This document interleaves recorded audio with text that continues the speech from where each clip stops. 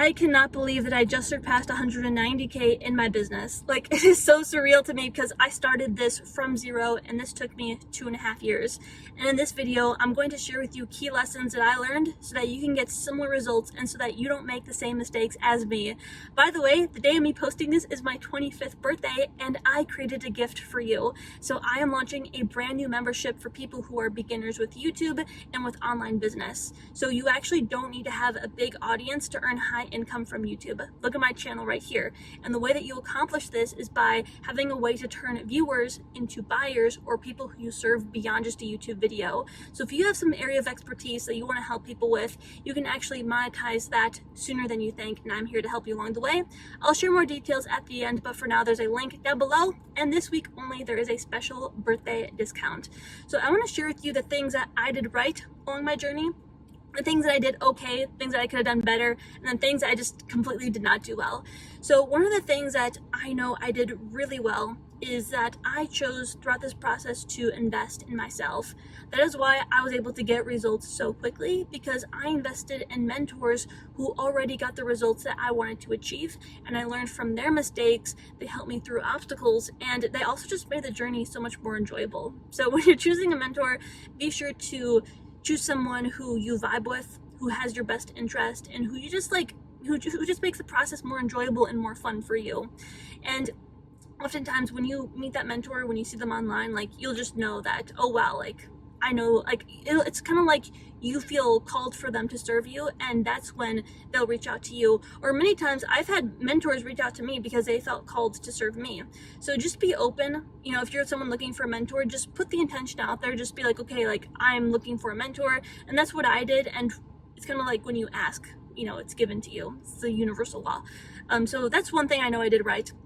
Another thing as well is I know I did a really good job with planning out my future. So I created a vision board and I got crystal clear on what I wanted, and that is why I was able to experience it in my reality.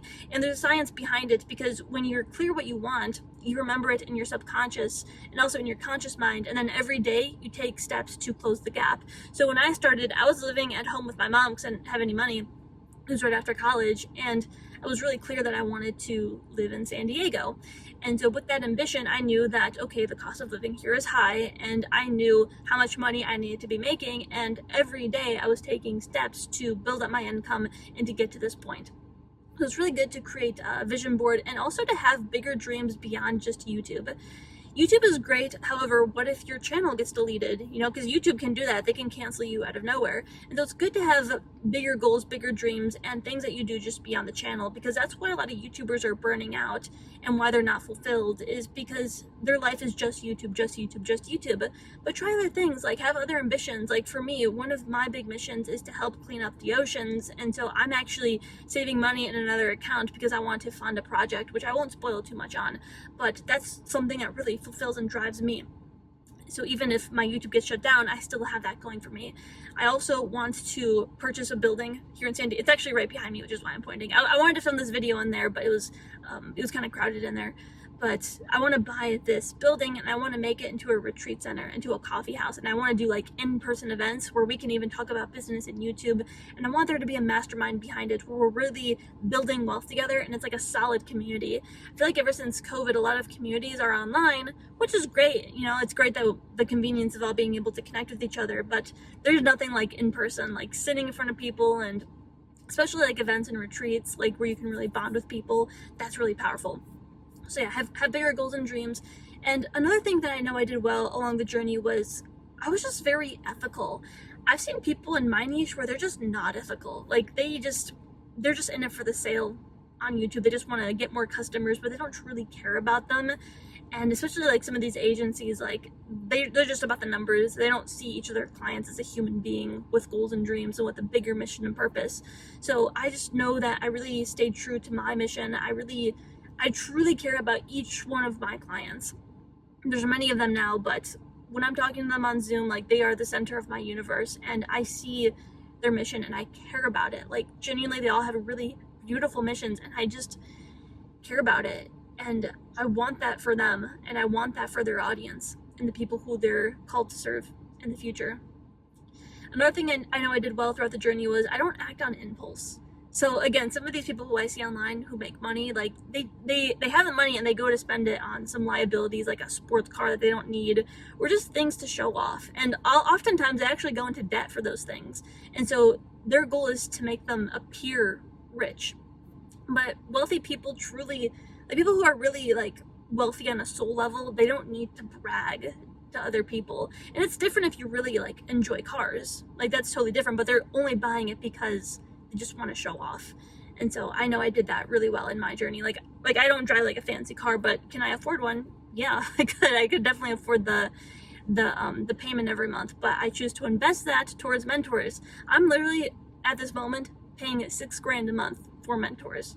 Could that go into a car and into the insurance? Yeah, it could, but I don't need that. Like I choose to invest that into myself because that's going to come back to me tenfold. Another thing that I know I did well was that I found a really good partner to support me throughout the process. And it's funny because, by the way, little side note, mentors give good advice, but you don't always have to take all their advice. Sometimes take some stuff with a grain of salt because they're not like these gurus, these people who you need to follow like word for word. And I actually had a mentor tell me that, oh, if you start dating, if you find a partner, it's gonna slow you down, it's gonna distract you.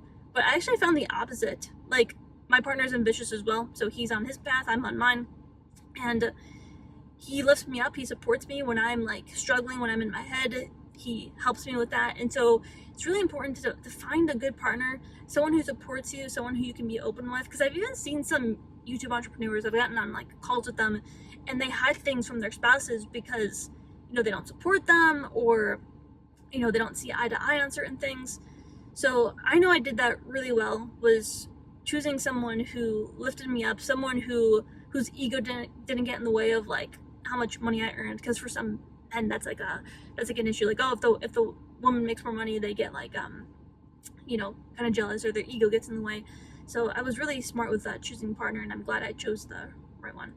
So there's that. Another thing that's really important is just being in a good environment. So I love San Diego because, you know, you have the water, you have the trees. Sometimes it can be like crowded in certain areas, but you just gotta know where to go. And I'll say this, I'm kind of jumping ahead to things I didn't do well. I actually moved into a city, which is kind of like not good for mindset.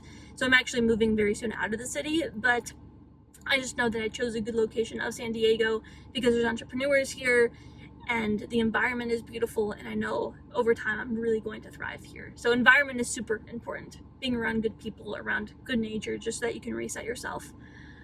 Another thing that I know I did really well was time management.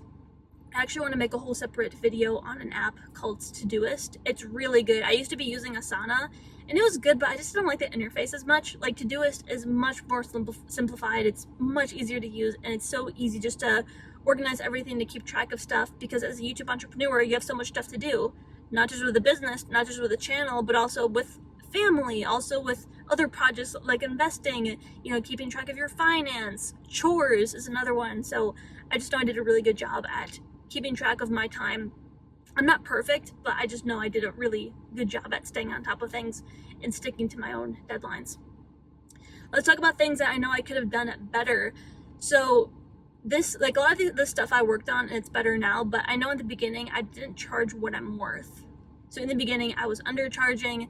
When people said they couldn't afford it, I would overstep my boundaries and charge less, and that led to not the best clients, people who didn't respect my boundaries. And it's funny because the best clients I've had paid the most money in most cases, and it's because like they're coming from a place of abundance, not scarcity. And you know, overall, like they were my ideal clients because they were already making money in their business and they just wanted to get to the next level, so they already had foundations in place. So by the way, I do help both. That's why I have that beginner membership that I just launched. But if you're someone who is more established, don't worry, I have a whole mastermind group for you. I offer one-on-one done for you services. There's more information down below about that. But yeah, going back to the main point, yeah, ever since I started charging what I'm worth, things got so much better in my business. That actually leads me to one thing that I could have done better. So, this is more so in the beginning, I didn't always work with the right people. So I think this is kind of normal. Like in the beginning, you just want to get your first sales, you want to get your first traction. So I was working with people who weren't a good fit for my services. So I was working with people who I had to try to convince to take this YouTube approach. It's kind of like Imagine trying to convince people that you should get married. You know, like, isn't it better to date people who already want to be married? They're just looking for the right person. It's kind of, that applies to this. So think of your niche. It's better not to convince people. Like, let's say you're a fitness coach. Like, it's better to work with people who know they need a change. They're ready to work out. They're ready to implement the right diet, versus people who are overweight but they're not motivated. They don't want to change. You see that? It's better to work with people who are just looking for the right leader. So that's one thing I definitely could have done better towards the beginning, is working with the right people. One thing that I could definitely do better, I've gotten really good at this, but sometimes it still creeps up, is just comparing myself to other people. So it's really hard, especially on YouTube, when you see another YouTuber or another business who's doing much better than you, especially if they started much later than you and they already got really good results fast. So that's a trap that you don't want to fall into, because they're in their own journey, you're in yours. It's completely different. Don't look at it like apples to apples. It's like apples to oranges. And I'm telling you, it is a trap, and I've fallen into this myself. I've seen people who accomplish things that I wanted to accomplish. So for example, I'll talk about one. I started in Tony Robbins' Business Mastery really early on, and I saw someone who started at the same time as me. They didn't have a business or anything. They just met Tony Robbins. And so I was thinking, man, I wish I would have met Tony Robbins. Why didn't I meet him? I started this program at the same time as you, and we started at the same spot. But then I really thought about it. I was like, is that really true? I was like, no, they had different experiences or a different personality, and it's fine that they met Tony Robbins. And it's better just to be happy for people. It's inspiring. It's kind of like for all of you to me, I don't want any of you to be jealous about me, but be inspired by it. Truly, and our situations are totally different. My situation with that person who met Tony Robbins is totally different, so it's not even worth comparing. Just honor where you are, and just truly believe that you are where you are supposed to be in your journey. I know sometimes it can be hard. It can be really hard. But yeah, moving on to the next one, letting go of ego. So I'm actually fairly good at letting go of my ego, but our brains are naturally wired for sometimes the ego to take over. It's just how we're wired. So you have to really honor yourself if your ego takes over. And I know for me, I firmly believe, and I say this in so many videos, subscribers really don't matter.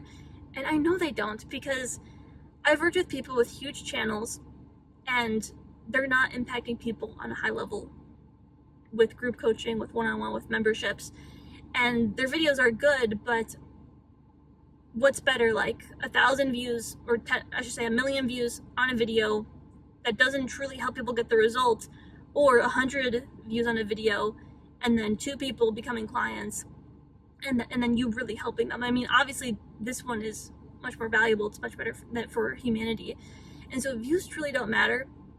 However, sometimes people say stuff like, oh, you're a YouTube business expert, but you don't have a big following.